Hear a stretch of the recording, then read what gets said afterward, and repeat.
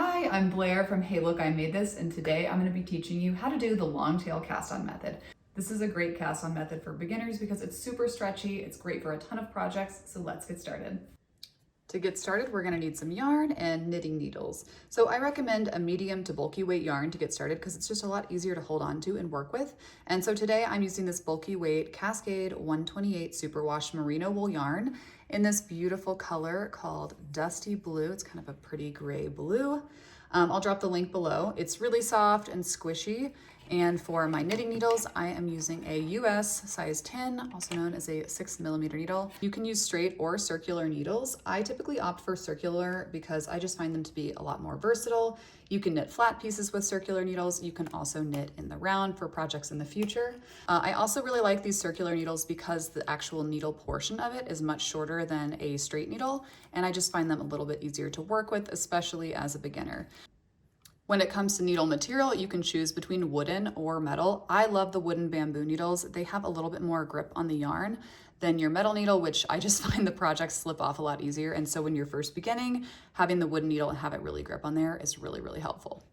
We need to decide how much length we need to leave on our cast on, and a good rule of thumb is about 3 to 4 times the length of your project. So let's say your project's gonna be about 4 inches wide. We're just gonna go ahead and triple that, or even quadruple it. If you are worried about not having enough yarn, you can quadruple it. So just go ahead and multiply that number by 3 or 4, and then you'll find your cast on spot. So here I've pinched it here. This is about 4 times that length. And next we're gonna make a slip knot. Okay, to make a slip knot, it's very simple, but in case you're not really sure what I'm talking about, let's do a quick little demo. So flip the yarn over itself so it's crossed like that, and then take this front part of the yarn, make another little loop, stick it through, and then just pull the yarn tight. If it's not exactly where that cast on point was, that's okay, we have plenty of space. So now that we have our slip knot and our needle, let's go ahead and get started. So what we're gonna do is slip this onto the needle, and then you're gonna take either side of the yarn here and just pull it tight. Okay, so now that we have our slip knot here, we've got our long tail here in the front, and then our attached ball of yarn over here in the back. So what we're gonna do is make kind of this funny shape with our hand. So you kind of open up your hand like this, and we're gonna loop the yarn over your thumb. This is the long tail part, you can see that here. There's the little tail, so that goes over your thumb.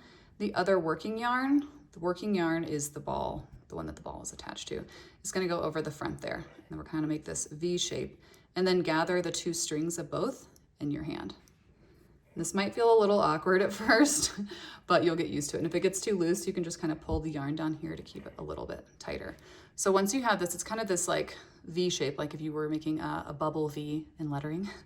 And then we're gonna take our yarn, our needle here, put your finger on this stitch here, because if you don't, it can easily slip off, and we don't want that. So keep your finger there, and we are gonna go under this first one, under your thumb here, over that, and then loop this one into your finger and pull it through to make a stitch. And pull it tight. It doesn't need to be crazy tight, but tight enough that it's not gonna fall off. So we're gonna do that a few more times. And each time when you've added this new stitch, we're gonna hold that stitch on so we don't slip the whole thing off. So we've got our V here. We're gonna go under the first one, through that middle, and then grab that other piece, and then pull it tight.